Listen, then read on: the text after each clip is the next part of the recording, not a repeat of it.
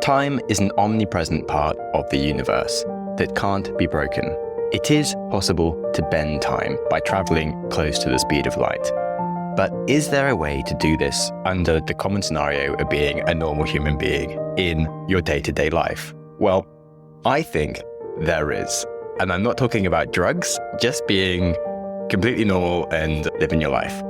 And if you think about it, the reason that this is possible is the same way that optical illusions occur.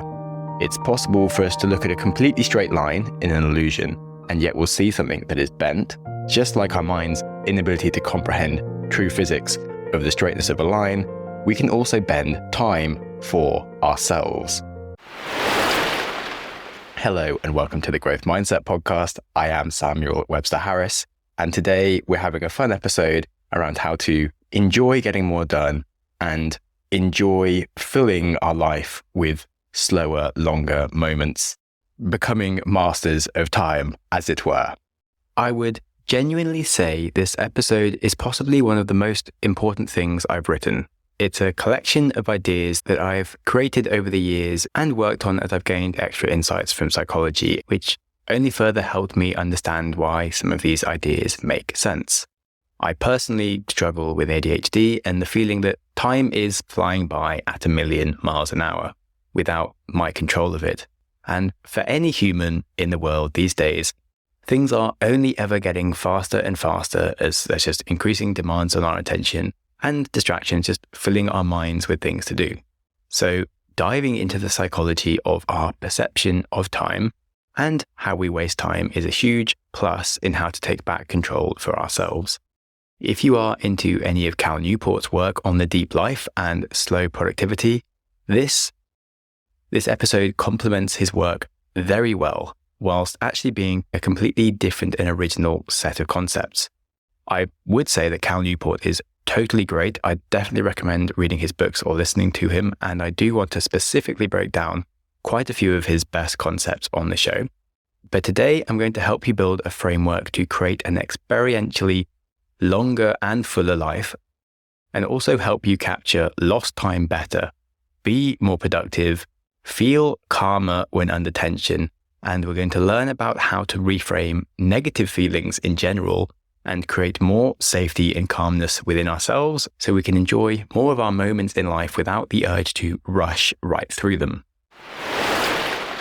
Now, some evidence of how time will bend for you, which if you've ever watched TikTok, you'll understand this example, because when you watch a TikTok video for the first time, it seems very slow and you'll just hit a moment if you're bored and it will feel painfully long, and every millisecond will suddenly become an age because as you're in TikTok, you're just compelled to flick to the next thing. And so you're always like on this cliff edge of, do I carry on watching this video or do I go to the next one?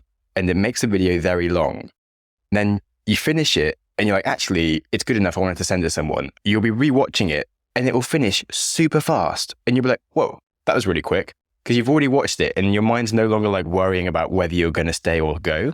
And suddenly, boom, actually the same 10 seconds is really fast as opposed to being an age. It's a very weird illusion that you'll notice when you're looking for it if you go onto TikTok now. Don't go onto TikTok because you'll just waste loads of time. It's an absolute time sink. But anyway, the point is your mind does freaky things and the speed of time does not change, only your perception of it. Now, why? When we are stimulated to do new things, it puts us on edge. That can mean we're waiting for a variable reward that we're not sure about. Is it going to be good? Is it going to be bad? And that puts our body into a higher alert status. That means we are just taking in more things, same as with adrenaline. You're going to be reacting faster to stuff. So you're actually kind of slowing down the perception of time deliberately so that you have more time to react to things. And that puts our body into higher alert so that it can take in more things and react to stuff faster. And you think when there's a scary situation or there's adrenaline, you actually want to slow down time so you can react faster to things. And your brain actually is just processing everything around it faster, which makes time seem slower. That's kind of really curious, but it's really cool because actually you are slowing down time when you are on edge. If the mind is familiar with something, it has a lot less to worry about or to be alert for. And it can kind of sit back and stop working so hard, which allows for time to just go much faster around it because it doesn't need to take everything in. It doesn't need to be analyzing every single second to see if it needs to do something else. It also isn't making as many new memories, which is the other way we perceive time, is how many memories we actually had at the end. Memory is another use of precious resources within the mind.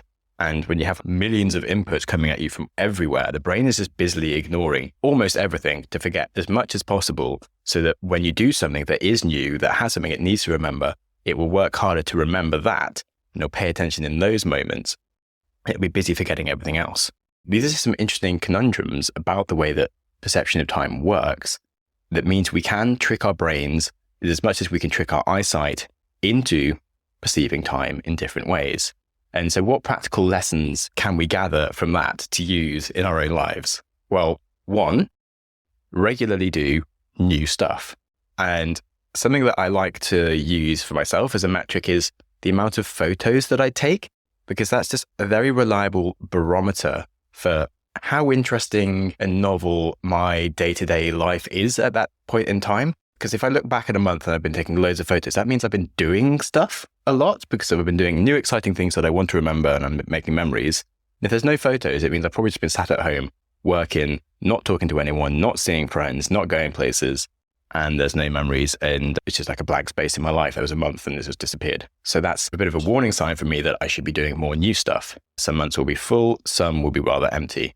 And here, what I want you to think about is that your memories are rich and full and will remind you of the stuff that was important to you and were interesting in your life, and you only have one life. And so the more memories that you're creating, the longer your experiential time perception of your life was to reflect upon. And if you think about like COVID, like the lockdowns, it just felt like that year disappeared into a blur, because we were just all at home doing the same thing every day. We weren't seeing anyone, we weren't doing things, so we got to see new stuff. And so it just like disappeared. It just flashed by. And that's kind of not what you want to have at the end of your life. You want to be doing stuff. Sure, there are times when you should be working hard. And if there wasn't 1 month in my year I didn't do anything, there's probably something wrong with my year in that I'm just not actually getting any useful work done. But you should definitely be doing quite a lot of stuff and being a social human that actually controls their time. And then that takes us on to the subject of life and what is a long life, because of the point of slowing down time is to have a longer life, right? Your memory, if you think about it, is a bit like a notepad on which you write your life. Each day, you can say, is a new page. And it's not actually necessarily about having as many pages. You could have like a 1 billion page notepad, but if you only write one word or no words on it each day, the book made from all the words in your notepad is actually going to be very short, because there's just no words in your book. And a book is measured by how many words are in it. Whereas if you had less pages in your notepad, but every single page was like super long, full of crazy stuff that you did every day, you'd actually have a very long book of your life. So you think about actually, it's about the amount of memories you have and the amount of words on each page than it is necessarily about the amount of days that you live. Now, I'm not saying you should just like go nuts and just die at 30. I'm just saying that you should try and do things each day that interest you and are worthy of putting some writing in a notepad of, basically. If you think about, a nice way of saying it is that we want to stay alive so that we have more moments, but what we should seek is more moments that make us feel alive. And a long life is actually a full life. We can't change time, but only our approach to it. It is up to us to fill that time in ways that fill our memories. Cool. So that's on the subject of just making more memory and sort of slowing down time and your perception of that with your own looking back. But now how to go on to more changing your perception of time in the moment and riding that sort of edge that I was talking about with the TikTok videos, where you're like unsure whether you go to a different place or stay where you are. Because this is a really interesting area where a lot of the problems with procrastination and like actually getting things done occurs, and could be a really different, interesting solution to some of your problems. But firstly, we do need to have a quick advert break to talk about some of the sponsors who help keep the show alive. I know some of you have been asking for a premium ad-free feed, and that is coming to you this Thursday. I am working very hard on it, but in the meantime, you are, of course, welcome to skip ahead. But I really do think you're going to want to hear the second half of the episode. So see you on the other side. In most cases, being a good boss means hiring the right people and getting out of their way. The important part is the crucial element of finding the right people. And that's what LinkedIn is for. It has the tools to help you find the right people faster and for free. It's not just a job board, but a professional network with over 1 billion members now. And many of these people aren't using job board sites, and they might not even be searching for a job, but would be open for the perfect role if someone was to actually tell them about it. So if you aren't looking on LinkedIn, you're probably looking in the wrong place. And some further amazing statistics is that 2.5 million small businesses use LinkedIn for hiring, and 86% of them get a qualified candidate within 24 hours. Try posting your job for free at linkedin.com/growth. That's linkedin.com/growth to post your job for free. Like all the best things in life, terms and conditions do apply. Steve Jobs once famously said that design is not just what it looks like and feels like. Design is how it works. I've had my Manscaped Lawnmower 5.0 for a while now, and I have to say, it is one of the best designed things I've owned. Yes, it's beautiful. Yes, it feels really good to hold. But most importantly, it works so well. I've never been so consistently well shaved in my life because it's so enjoyable and easy to keep everything in trim. You can take it in the shower. It has a light to see what you're doing. The trimmer blades have skin-safe technology, so you can feel confident putting it anywhere. So if you could take better care of your body and face hair situation, Manscaped are offering listeners of the show free international shipping and 20% off your order with promo code GROWTH at manscaped.com/growth. Even if you are a customer already, you can grab 20% off and free shipping at manscaped.com/growth. Links are in the description. This episode is sponsored by Factor because I love my food, and I also love putting time and effort into cooking delicious food.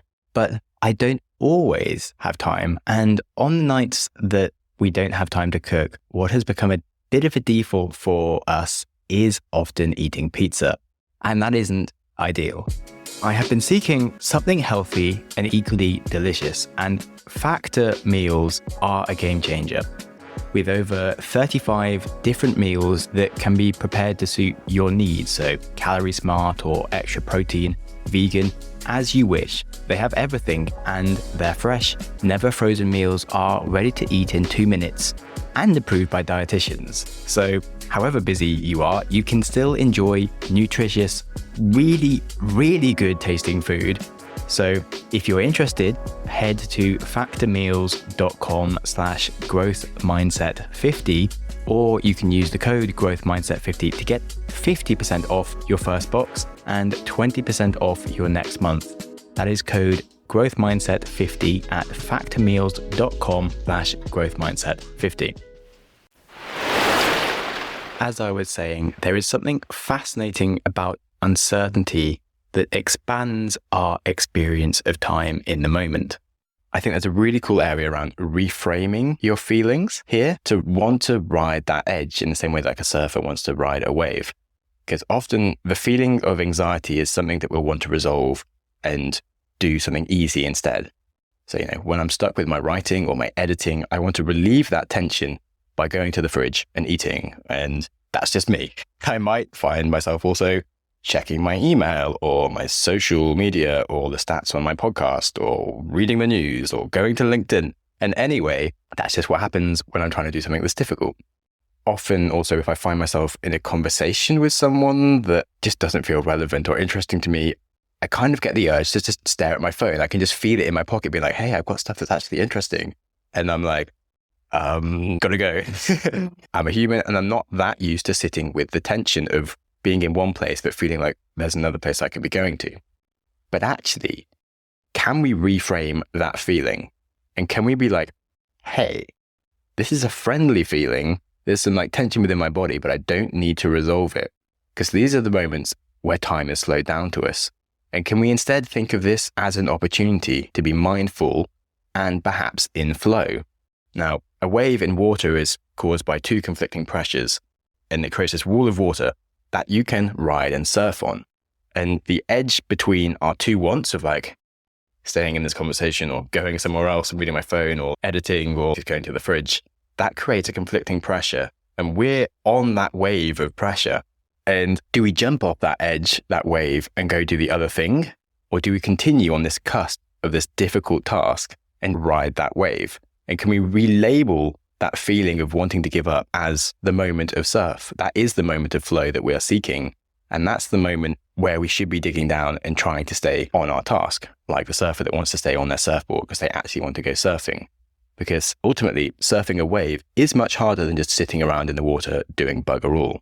Yet surfing the wave is the point of surfing. And doing work that is hard is always going to be like riding a wave. It's always going to want to throw you off. It's always going to be difficult. And yeah, you can always just bum around doing nothing. Just like when you're surfing, you can always just bum around in the water doing nothing. But if you are a surfer, if you just jump off your surfboard at the moment the wave arrives, you're not actually a surfer. And with your work, if you avoid your work at the very moment that the work arrives, we aren't really working, we're just procrastinating. So often the time that our work is best is the moment where we are about to give up, when we are on that wave of conflicting pressures. And that is the moment of flow that we're seeking to actually be our best selves who make awesome stuff. So reframing that tension, that feeling, is the very opportunity that you're sitting around for. That's where your genius is. That's where like your brilliance is unlocked. And the surfer will wait around for the amazing waves. Just don't bloody jump off them. Like learn to run with that feeling, learn to love that feeling. And that feeling is the feeling that will slow down time for you and will be awesome. Now, I'm sure some people will just like find this odd and not understand what I'm saying. And even if no one agrees with me, like I just really love this concept because it's so helpful for myself as someone with ADHD and constantly wanting to run around and do other things. But relabeling my feelings and those feelings of tension as something that's good has genuinely been one of the most beneficial things that's improved my life. I can think of other examples of labeling my feelings that have helped me. So public speaking, for example, I was terrified of public speaking when I was young. I genuinely pretended to have lost all my notes when I was 16 just so that I could sit down. And this was from my exam for English. I was just so scared of speaking in public. But I have a lot of ideas. Like this was just an idea that I invented myself and I like to share them with the world. I think that some of them are good. I've since gone on to win public speaking competitions. I've done stand-up comedy. I've done a TEDx and I'll still get butterflies, but I've reframed that feeling of public speaking, that fear, as excitement, and that they just sit very similarly inside me. But by pretending that I'm excited really puts me in the flow of like, cool, I'm going to do something interesting. And I really want to be here. I want to do this. And it makes my life better. A different feeling that I've reframed was during Vippassana. I learned to reframe anger as empathy and curiosity. And that feeling of annoyance that you might get when someone is mean to you, when something goes wrong, whatever, it's no longer directed at that person's actions, but instead it's just a feeling of like opportunity to appreciate that there's more to understand here, that maybe the person that was mean to me has had a bad day. Maybe I haven't explained myself well, or maybe that person is actually a dick and I can feel sorry for them because of they're just being mean to other people and they don't know how to be happy. And that's not my problem. I don't need to have a bad day because of them being a dick. I can have a good day and just be sorry for them, unable to be happy for their lives. There's no need for me to be angry. And I just have better days. Like situations don't ruin my day and my mood. And it's awesome. Another thing that I've reframed is when you learn to fast, you can reframe your relationship with food and hunger. You don't have to always eat when you're hungry. You can actually sit with that feeling inside you without satiating it. And you can kind of enjoy this sort of gnawing feeling in your stomach that you don't have enough food and like perhaps like your slight headiness, and you can concentrate better, for example. And you understand that you don't have to resolve this feeling of hunger and pain straight away. It becomes like a cleansing, freeing feeling that you actually have autonomy over your body and that you're feeling healthier within yourself. And it becomes like a chance for your body to exhale, as if it's like you're constantly inhaling food. It's a chance for your body to just like relax and like breathe out and feel better. And it just changes what you think you need to do all the time. And again, it's not reacting to the initial thing that you taught that you should always do when you're hungry, which is eat. Which back to like the whole point of reframing the feeling of like that tension when you're not sure that you should go and do something else because you're doing something difficult. That is a feeling that you can reframe as something that is a friendly place to be. That is the point of your work. That is the wave you want to ride. Now, none of those changes I just listed were like easy. I didn't just wake up and was like, yeah, I'm never going to be angry again. it took time.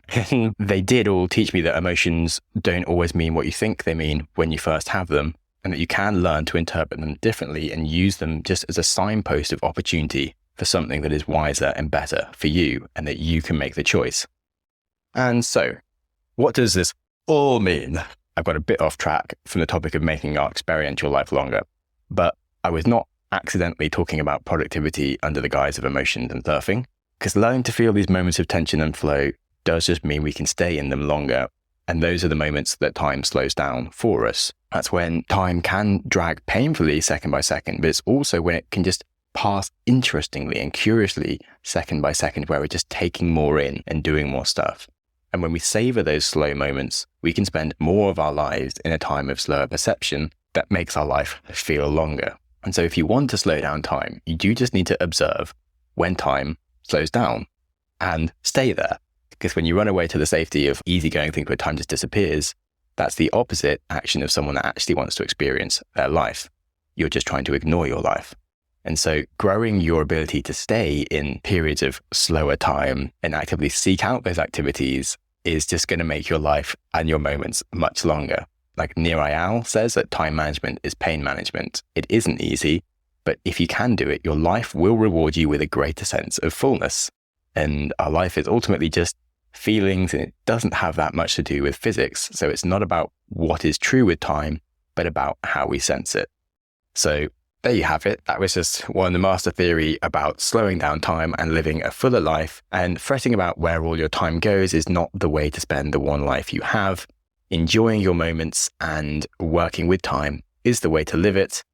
And as Bob Dylan says, the purpose of art is to stop time. And I believe so also. So I hope that you find some ways to slow down time for yourself and enjoy life better. Life is, of course, about enjoying it. So do something kind for yourself today. And whilst you're at it, do something nice for someone else too. Thanks for listening to the Growth Mindset Podcast. Thank you so much for listening. Go you! Your consistency to reach the end of an episode is legendary. My hero! But when we learn things, it's important to reflect. So I politely invite you to take a pause, rifle through the biggest ideas you just heard. So here's your opportunity to hit pause and have a think. Okay, did you wrestle with some insights? Information doesn't stick when we race from one podcast to the next without using our brain to play with the knowledge. So here's another go at a pause. Alrighty, I'll let you off to continue with your life now. If you have any ideas or feedback for the show, I'm always interested to hear from you. You're the best! And other than that, please stay curious. Curious. Growth. Smiling for no reason. Hi, I'm Alexis Ohanian.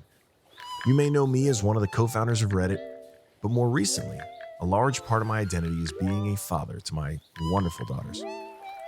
In my podcast, Business Dad, I hope to open the conversation about working parents a bit.